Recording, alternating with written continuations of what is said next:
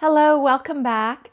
Today I thought it would be fun to talk about how can we practice communicating with animals. So if you saw the video a few weeks ago where the Arctruians gave us some ideas or some tips on how to be ready for contact with them or to invite them in, they mentioned that making an effort to communicate with them the way that they communicate, which is telepathically, would be something that they would appreciate. And they mentioned that to practice telepathic communication, you could do that with your animal companions, your pets. And I thought that was such a wonderful idea because oftentimes when we try and telepathically communicate with each other, there's just so much noise going on within ourselves and in the environment that it might be more challenging to practice telepathic communication with another human being. But animals are so much more open and they have access more easily to these other realms, right? I think. So I thought it might be fun to just give you a few tips on how to practice telepathic communication, or at least bringing awareness or waking up that capacity within you with your pets or with any animals, even animals in the wild. Before I begin, I want to give credit to Nancy Windheart, and I will put a link in the description below of a free class, actually, that she offers. It's called Basics to Animal Communication, I believe. So I'm going to put that in the link in case you want to dive in and start practicing this with your animals. So she is one person of some courses and little workshop classes that I've been watching or taking. Another person that I am currently doing a course with, it's a pre-recorded course, so I'm taking my time with it, but her name is Ditte Young. I believe she was a person that spoke on the telepathy tapes. If that's a podcast that you are listening to, you'll hear her speak on communication with animals in that podcast. And I will also leave a link to her website. I don't know if the course is available right now, but I will definitely leave links to both Nancy Windheart and Ditte Young. So how do we begin to practice telepathic communication with our animals? So what I'm about to share with you is actually really great tips on how to practice communication with your spirit guides, with your angels, with your galactic team, with the Arcturians, and with your animals. Telepathic communication is how we communicate with all the spirits around us. I'm going to share 3 tips with you on how to begin opening access to telepathic communication and practicing that with your animals. Now, before we begin with these tips, I just want to acknowledge that the world is noisy and humans are noisy, okay? So cultivating quiet is going to be the first thing that we need to create for ourselves. The external world is noisy, our inner thoughts are noisy, we've got a lot going on in our heads all the time. There is an internal voice or narrative that is constantly playing. So the first tip I have for you is to turn off your phones, turn off your music, turn off your TV, turn off any background noise in your space. So we are cultivating silence. We are cultivating quiet. We are cultivating a settling of our minds. This is also really helpful for the animals in your home. Whether you realize it or not, noise has a big impact on the pets in your home. I recognize that when the TV is too loud, my cat doesn't like that. And he oftentimes will leave the room to go nap somewhere else. So recognize that if you've got a TV on in the background all the time, that causes some stress to your animal. And it's also very distracting to us. We're not able to just be with silence. We're not able to cultivate an inner knowing or an inner awareness because we're constantly distracted by listening to podcasts, having the TV on, whether you're actively watching it or it's just on in the background. We all know commercials are so much louder than the actual show. And even music, even though it's uplifting, it can be loud for your pet or very distracting for us to simply be in quiet space, activating and cultivating an inner awareness, an inner settling.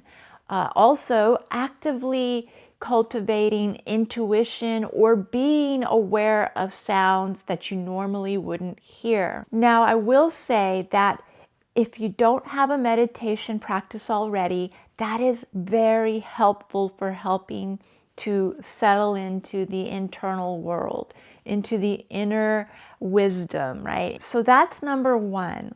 Can you turn off all distractions? Maybe turn off the notifications on your phone and have silence around you. Cultivate silence. Number two is, and I love doing this, is to just sit in nature without your phone, without your headphones, without distraction. Can you just spend a few minutes, even if it's just 5 to 10 minutes, sitting outside somewhere and being quiet and observing the world around you? I mean, can you just sit and watch and observe and feel? So watching the clouds, watching the leaves in the tree, looking at the textures of the bark and the plants and the colors, watching the animals, the birds, the squirrels, listening to the sounds, feeling the sensations of the wind or the temperature or the humidity, which isn't so fun. But can you just go outside for a few minutes simply to observe and feel? This is huge. This is huge because the Arcturians have told us too, in a previous video actually, that to be in nature is to be in innocence, is to be in purity, because everything outside is not taking on necessarily the world and the thoughts and all the rampant ruminations that are occurring within us. They are living in a totally different realm where they are connected with each other. And so innocence lives and breathes within nature, which is why when we're in nature, we can fall into that frequency and suddenly feel very calm, very pure, and just sort of settle into life itself, settle into creation itself, settle into God essence.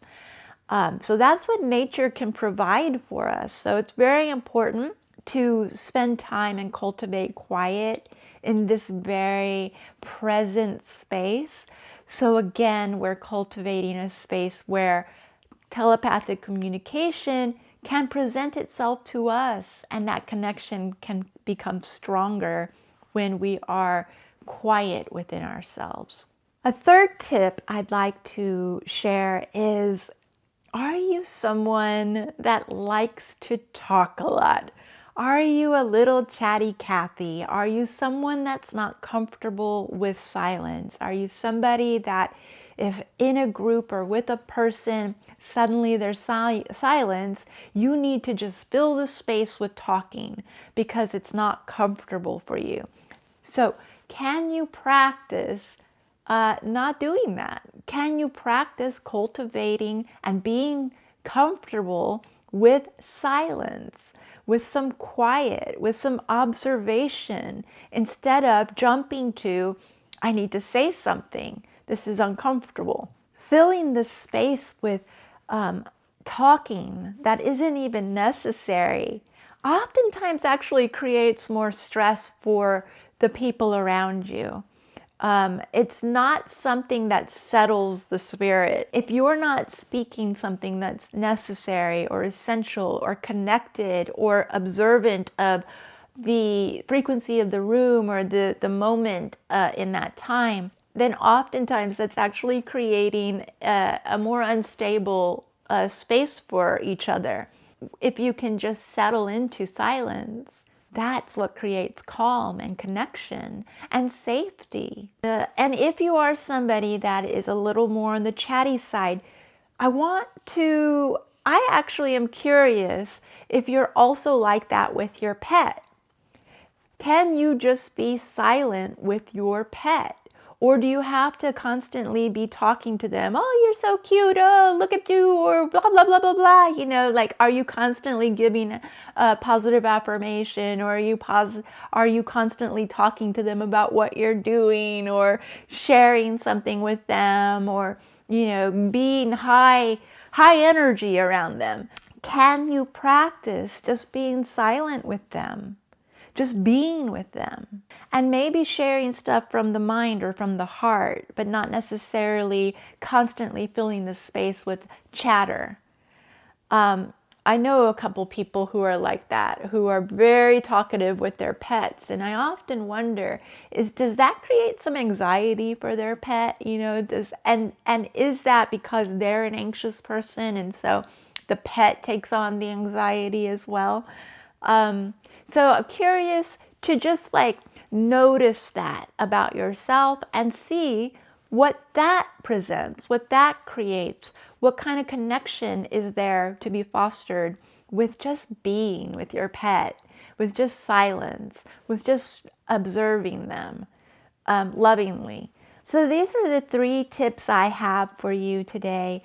And like I said, this is a practice that would cultivate connection with anyone you want to communicate with in another realm, including our galactic friends and our spirit guides. Not only does it help us connect to others, but it helps connect to ourselves when we're not distracted and we can settle into cultivating quiet within our own minds and our hearts and the external world. We really begin to awaken a connection that is so beautiful with ourselves, with Source, and with the realms beyond, and hopefully with a telepathic communication with your animals. So I hope you enjoyed today's tips. I really thought that was such a brilliant idea when the Arctruians asked us to practice with our animals. I just thought that was so cool because they're right. They're right there in our homes and they're open. They have easy access to this stuff. And they already communicate like this. We probably don't even recognize it because they're probably sending us signals and information all the time. But we're too busy to see it, maybe. So making an effort to communicate with them in this way, I think will bring you closer together, for one, and it will be much appreciated. I've been practicing with my cats, and I know Cubby, who is much more sensitive. He was a street cat that was starving when we found him, has high sensitivity. He's frightened very easily. He has food trauma, you know, he's a very sensitive boy. So talking to him and being with him and speaking to him through my mind and sending him images. He was very afraid of the vacuum for so long. And now anytime there's going to be something that I know might rattle him, I give him a heads up and I send it in a message in my mind, and I send him the image and I say, hey, I'm going to be turning on the vacuum soon. It's going to be loud. So it's okay if you want to go hide. You can go wherever you feel safe. And it used to be like, please don't hide. You know, it's just the vacuum. Now I'm just like, I want to be sweet to him about this. He's scared. And I don't think there's anything wrong when you're scared to go somewhere that makes you feel safe. And so I said, you know, if you feel safe going to the closet and hiding behind mommy's clothes, then go do that. But it's just the vacuum, and I want you to know that it's safe, and I would never let anything hurt you. So I've been sending this to him telepathically, and he has gotten so much better in just like 2 weeks. No, gosh, how old is he? No, yeah, he's 4 years old now, and he's always been afraid of the vacuum. And within 2 weeks, I've seen such a big difference. He stays in the same room now. Of course, when I get too close to wherever he's lying down, he'll now jump off. But that's normal, right? You don't want to be around a loud vacuum. That's what we would do too. If someone was vacuuming around us, we might just get up and go to a different chair. So that's what he's doing now. He doesn't hide anymore, and he doesn't see the vacuum and immediately like take off. So it's been very cool practicing this with Cubby and baby cat, and I encourage you to do the same thing. Okay, so I hope you have a beautiful weekend, and I'll see you next Saturday. Bye.